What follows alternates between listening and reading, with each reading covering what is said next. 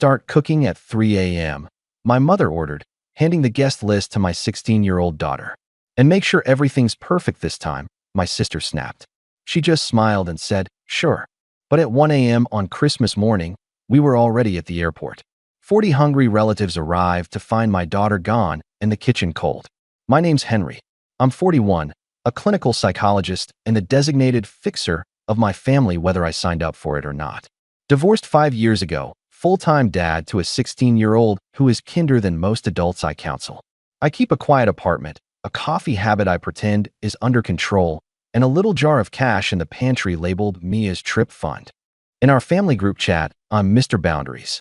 In real life, I'm the guy who shows up with jumper cables, the one who just knows a guy when the water heater dies, the one who pays before anyone reaches for a wallet. It happened slowly, then all at once, until generosity became expected and expected became demanded. Christmas Eve used to be my favorite. Mia and I do the same thing every year. Dumplings, a bad movie, hot chocolate with too many marshmallows. This year we were supposed to spend it at my mother's house because she decided to bring back tradition. Translation: I bring the food, my sister Lauren brings the criticism, and mom brings a guest list that multiplies like rabbits. By late afternoon, I'd already dropped off trays of ingredients at mom's and tested the oven because it ran cool. I was trying to believe it would be fine. I even told Mia, we'll keep it simple. It's just family. She smirked. You say that every year, Dad. At 6 p.m., we walked in carrying bags. The dining room was already staged like a wedding. 40 place cards. A glittering banner that read Family First. 2 coolers of champagne I'd never agreed to buy sat sweating on the counter. Lauren spotted us and didn't even say hello. She snapped her fingers at Mia like she was a caterer. Aprons in the drawer. Start cooking at 3 a.m., okay? Guests arrive at noon.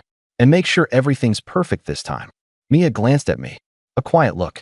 She's 16, but she's nobody's servant.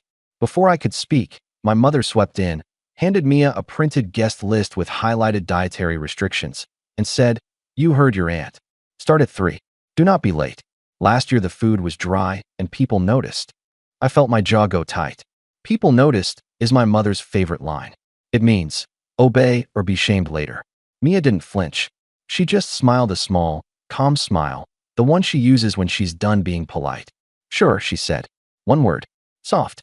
Deadly. I caught the glint in her eye, and, for the first time in a long time, I didn't rush to smooth it over. In therapy, we call it triangulation when someone drags an innocent third person into a two-person conflict. My mother and sister had just tried it on my daughter. They expected me to fold. I didn't. I said nothing. I watched. Dinner prep turned into a briefing. Mom stood like a manager conducting a pre-shift. Table linens must be ironed. Gluten-free section labeled. We don't need help with money this year if Henry behaves. Lauren added. And don't forget, we're doing gifts at 10 a.m. so, Henry, no cheap, quirky books this time. People want cash. Mia squeezed my wrist once. I said, we'll see you tomorrow. Mom's smile thinned. No, you'll sleep here. You need to be in the kitchen by 3. I have my own kitchen, I said. People noticed last year, she repeated, as if it were law. We left with our coats half on. As I opened the door, Mom called after us in a sing-song voice that didn't match the words, don't make this about you, Henry. It's Christmas. The elevator doors closed. Mia leaned her head on my shoulder. Do we have to? I stared at our reflection in the stainless steel, 2 tired people who had spent years being good sports. I could already hear Lauren complaining in that crisp way she does, like every sentence is a receipt for something I owe. No, I said. We don't. At 1 a.m. on Christmas morning, Mia and I were at the airport with 2 backpacks and 1 small suitcase. The terminal was quiet. The floors glowed like they'd been polished just for us. Our tickets buzzed green at the gate. My phone lit up with the family chat, pings lining up like hailstones. We didn't answer. Back at my mother's house, 40 hungry relatives would arrive to a cold kitchen and a handwritten note taped to the oven door that said, plans changed. Merry Christmas. I put my phone face down and looked at my kid. Where do you want to sit? Window or aisle? Window, she said, and then, after a beat, thanks for choosing me. The first announcement crackled over the speakers. I closed my eyes. My heart hammered. Not from the flight. From finally stepping out of a story I'd been cast in since I was a teenager. I had no idea what would detonate when we landed. I only knew we weren't going to be there to cook for it. I became the responsible one, because it was easier to be praised for fixing things than criticized for having needs. Dad left when I was 12. Mom turned survival into theater. Lauren learned to perform in the spotlight. I learned to build the stage, pay for the lights, and clap on cue. When I got my first job as a school counselor, Mom called to say the fridge had died. I bought a new one. When Lauren's lease fell through, I co-signed the next one, just until she gets on her feet. When our uncle got sick, I drove Mom to appointments, took notes, and quietly covered the bill the insurance didn't. Every yes stitched another thread between my wallet and their expectations. The thread became rope, the rope a leash. When I started private practice, the leash tightened. "You're a doctor now," Mom would say loudly at parties. "We're so proud." She'd hit the word doctor hard, not because she cared about the title, but because it meant something in her secret currency. Henry can afford it.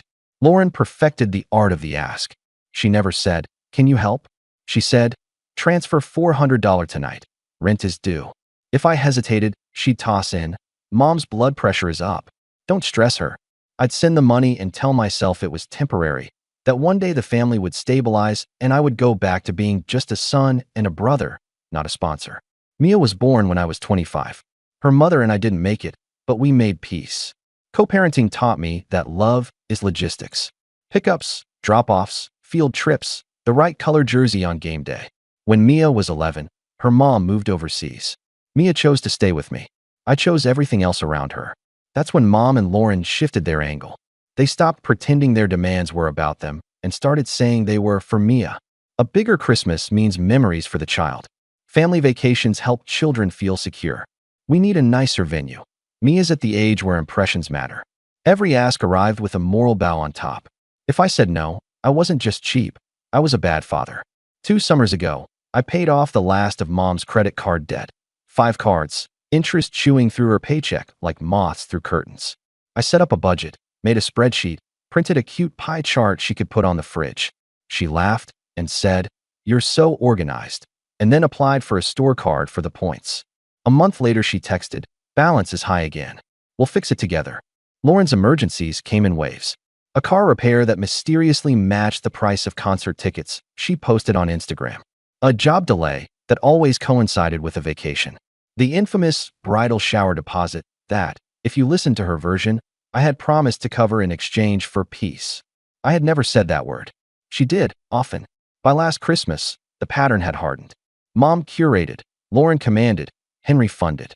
The extended family played along because there were favors to collect, a rent extension here, a borrowed power washer there, a tuition payment for a cousin's summer class because Henry believes in education. Every time I tried to enforce a boundary, Lauren labeled it therapy talk and rolled her eyes. When I told them I had set aside money for Mia's trip fund, a real jar, cash, deliberately analog, so we could count progress together, Mom smiled and said it was sweet, then asked if she could borrow from it just until the check clears. I said no. She didn't ask again, but later I found the jar moved 2 inches on the shelf and $20 lighter. I don't believe in ghosts. The week before this Christmas, the group chat started heating up. Mom posted the menu like a wedding planner. Lauren posted a spreadsheet of roles, as if she were hiring staff. Henry, buy all groceries, prep, cook, pay tip for delivery. Mia, cookies, macarons, plating, table decor. Everyone else, arrive, enjoy, bring good vibes. I sent one message. We'll contribute what we can, but Mia isn't kitchen staff. Lauren replied instantly, stop making drama. It's one morning. She needs to learn to serve her family. Mom added, people noticed last year when dessert was late. I put the phone face down. Mia watched me read and asked, we're not doing that, right? I said, we're not. Then, because years of habit are stubborn, I added, but let's try to keep the peace. Keeping the peace turned into Lauren texting Mia directly for clarifications. It turned into Mom sending me screenshots of the guest list with notes like, Cousin Nick is keto now, adjust. It turned into a request for me to front the caterer for backup trays, even though the backup trays were the entire meal. The smallest fracture, what clinicians call a micro-rupture, happened 3 days before Christmas. I stopped by Mom's to drop off a roasting pan. Lauren was at the table with a stack of envelopes and a glass of wine. When she went to the bathroom, a document sat on top of the pile. It was a contract for a home renovation loan in my name. My full name. My old address. A signature that looked like mine if you squinted and didn't know me. I put it down. Carefully. My hands shook. When she came back, I asked, "What is this?" She smiled too quickly. "Relax. It's a quote." "You're so jumpy." I said, "It's an application." She shrugged. "You weren't supposed to see that yet." Mom called from the kitchen, cheerful in that brittle way. "Henry, don't ruin the mood." Ruin the mood. I took a photo and emailed it to myself. Then I left the pan and walked out. I told myself I would address it after the holiday, that confronting them would create a scene. That scenes were bad for Mia. I coached people all day about courage and clarity, and then I went home and made excuses for my own fear. So when Lauren handed my kid a guest list and told her to start cooking at 3 a.m., it wasn't about food. It was about ownership, about who belongs to whom. I chose, not them. At 12:42 a.m., while Mia brushed her teeth and triple-checked her passport, my phone started its little death rattle. First the group chat. "Lauren, where are you?" "MOM. Answer now." "Lauren, if you're trying to make a point, it's not funny." Then the private texts. "MOM. You're embarrassing me." "Lauren, grow up." I didn't answer. I printed our boarding passes as if paper could shield me from their words. At 12:59 a.m., Mom called. Then called again. Then switched to FaceTime. I let the third one ring through and picked up. Her face filled the screen, that tight smile she uses when she's about to scold like a teacher. "Henry, bring Mia back right now. We have 40 guests. People will notice." Behind her, Lauren leaned into frame, already angry. "This isn't about you," she said. "Stop weaponizing your daughter." I held the phone steady. "We're not coming." Mom laughed. It sounded like breaking glass. "Don't be ridiculous. This is Christmas. You two will sleep here. I've already arranged everything." I didn't agree to that, I said. Mia didn't either. Lauren made a scoffing sound. "Oh my God, the therapy voice. Say the boundary thing, Henry." "Go ahead." I kept my voice flat. "Here's the boundary. We don't cook for 40 people at 3 in the morning. We don't sign loans we didn't apply for. And you don't text my kid like she's your assistant." Mom blinked. "Loan." I held the camera steady on my face. "Don't insult me." Lauren went still for half a second. Then she laughed too, but there was a flicker in her eyes. "You're overreacting. It's exploratory. You're so dramatic." "I took a photo of it," I said. "I also called the bank. If any hard inquiry hits my credit, I'll file a report and send them the screenshot." Mom's voice softened the way it does when she's about to make something my fault. "Henry, sweetheart, you know your sister's been under stress. She's trying to improve the house for all of us. You have a good income. This is what family does." "No," I said. "Simple. Clean." Lauren snapped. "So you'd let your mother host a disaster and humiliate herself?" "She's not hosting a disaster," I said. "She's hosting a party. Without us." The gate agent announced pre-boarding. Mia zipped her backpack and looked at me. I put the call on speaker so I didn't have to see their faces. Lauren's tone turned mocking. "Where are you even going? Running away with your emotional support child? How old are you?" I said, "Old enough to know better than to raise her in a system that eats girls alive." Mom hissed. "Do not accuse me of harming my granddaughter." "Then stop harming her," I said. "Stop volunteering her labor. Stop using my money to audition for best host." Silence. The good kind. The honest kind. Lauren broke it first. "If you think you're cutting us off, you're delusional." I lifted a folder into view of the camera. Inside, printouts. Bank statements with highlighted transfers. Venmo screenshots. The text thread where Lauren told Mia to wake up at 2:45 because ovens take time. The photo of the loan application. The guest list annotated like a battle plan. "If you push," I said, calm as a measured dose, "I will send this to every adult on that list. They can decide who's delusional." Mom whispered, "You wouldn't." "You have 40 minutes before your first guest arrives," I said. "Use them well." Lauren pivoted to the old playbook. "You're heartless. After everything we've done for you." I almost laughed. "What exactly have you done for me?" "You were a difficult child," Mom said automatically. "I was a child," I said. "People will notice," she repeated, softer now, like a prayer. "Good," I said. "Let them." I hung up. My hand shook, but my voice didn't. Mia slid her hand into mine. "Proud of you," she said quietly. On the plane, as the cabin lights dimmed, I drafted one final message. Not to the family chat. To myself. A note that read, "You don't owe anyone your daughter's sleep, your credit score, or your peace." I hit save. Then I slept for the first time in weeks. We landed in Denver at dawn because Mia wanted snow and waffles and a hotel pool that looked like a greenhouse. I rented the cheapest car with heated seats and let her pick the music. We ate waffles with our coats still on and watched the sun make the ice glitter. By 8 a.m., my phone had become a siren. Missed calls stacked like poker chips.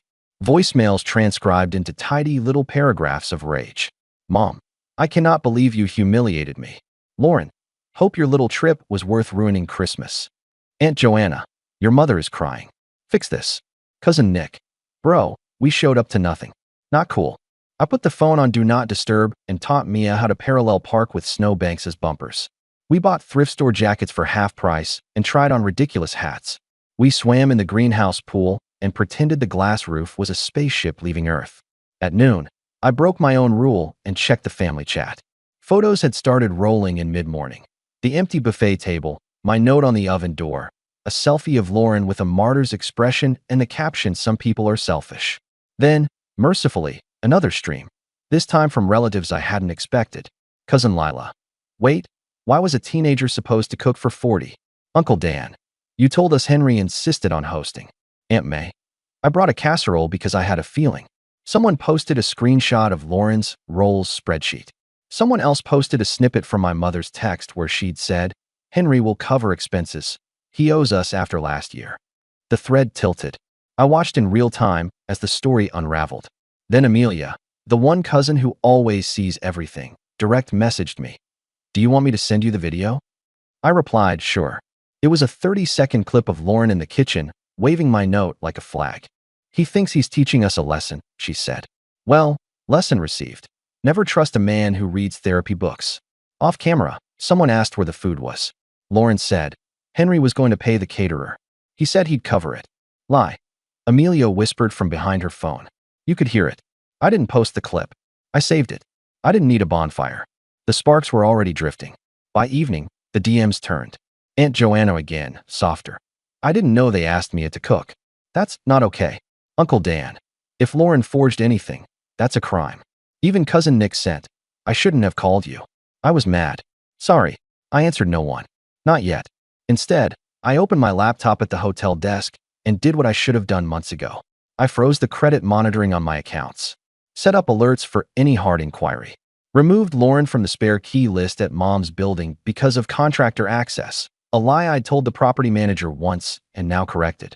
I canceled the autopay that covered Mom's orphan store card. Then I wrote an email to Mom and Lauren. No chat, no emojis, no oxygen for the drama. Subject, financial boundaries effective immediately. Body, I will not be paying for events I do not plan. I will not be responsible for any debt that is not mine.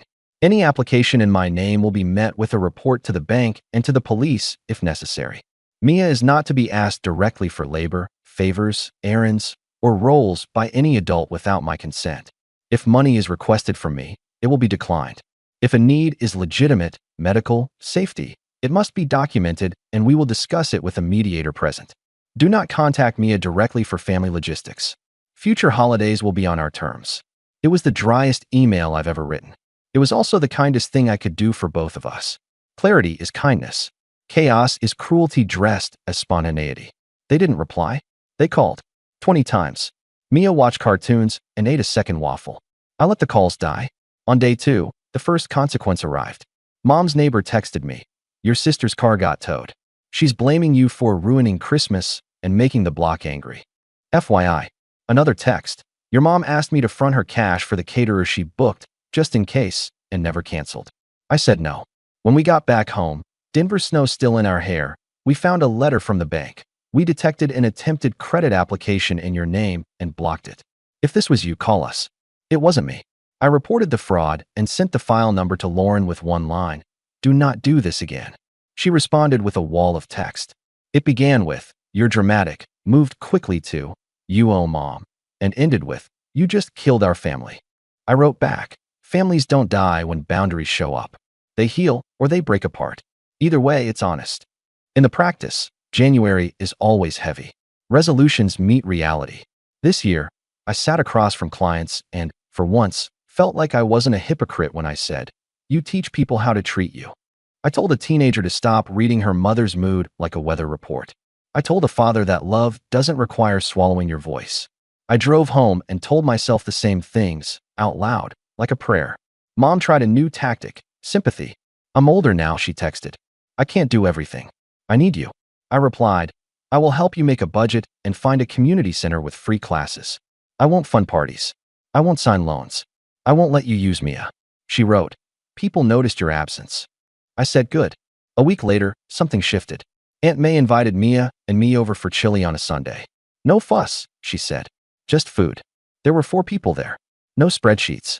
No speeches. No one asked Mia to set a single table. We ate. We laughed. And when I got up to load the dishwasher out of habit, Aunt May pushed me gently back into my chair. Sit, she said. We are not those people. After that, invites trickled in from strange corners. A cousin's kid had a basketball game. Did Mia want to come? A neighbor's potluck with store-bought pies and no guilt. It was like the family system had cracked and light slipped through. Some of them stepped toward it. Some didn't. Lauren didn't. She doubled down. When Mom tried to defend her, Lauren used the oldest trick, divide and conquer. She told Mom I was stealing her grandson. I don't have a son. She told the cousins I'd threatened legal action. I did, against identity fraud. She told anyone who would listen that Mia had turned cold. She had. To people who treated her like staff. In March, Mom called to tell me Lauren was struggling. Rent late, car impounded, the renovation on hold. I said, I'm sorry. I meant it. Then I said, I can recommend a financial counselor. Mom sighed and said, you used to be generous. I used to be afraid, I said. By spring, the jar in our pantry was full. Mia counted the bills and grinned. We did it, she said. It was only a weekend trip to the coast, nothing fancy, but it was ours, bought with money that hadn't been siphoned into a hole labeled Family First. In June, I got a card in the mail from Amelia. Proud of you. It said inside in her messy print. You did the thing most of us are too scared to do. There was a photo tucked behind it. Lauren at Christmas, standing in front of an empty table, looking small. Not victorious. Not righteous. Just small. I tucked the photo into a drawer. Not to gloat. To remember why we left. I used to think being a good son meant absorbing impact. I thought love was measured in how quietly I carried weight. I confused compliance with care. That's the story I was handed. I practiced it until I could perform it without thinking. It took my daughter's calm sure to wake me up.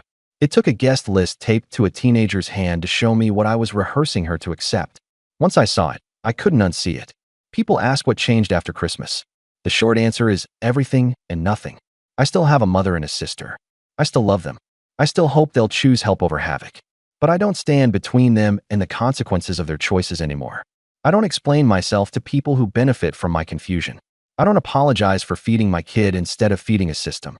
The longer answer is this: my life got simpler. Smaller, in the best way. Fewer tables. Warmer ones. Fewer obligations. More invitations. Money stayed where I put it. Sleep returned. Laughter did too. I stopped narrating my boundaries and started living them. That's the part no one tells you. After the loudness, there's quiet, and it's not empty. It's peace. Mom still says, people noticed. She means it as an indictment. I hear it as a blessing. Let people notice. Let them notice I chose my daughter over their performance. Let them notice I stopped financing my own resentment. Let them notice I learned to say no without a dissertation. If there's a moral, it's boring and hard and true. You are not an ATM, a caterer, or a reputation shield just because you share a last name. You don't owe access to your sleep, your savings, or your child. Love with open hands, not open veins. Mia asked me the other day if we're doing family Christmas this year. I said absolutely. 2 bowls, too many marshmallows. She grinned. Window seat again. Always, I said. I don't know if Mom and Lauren will ever understand. I do know I won't hand them the pen to write our part of the story. My job is simple now.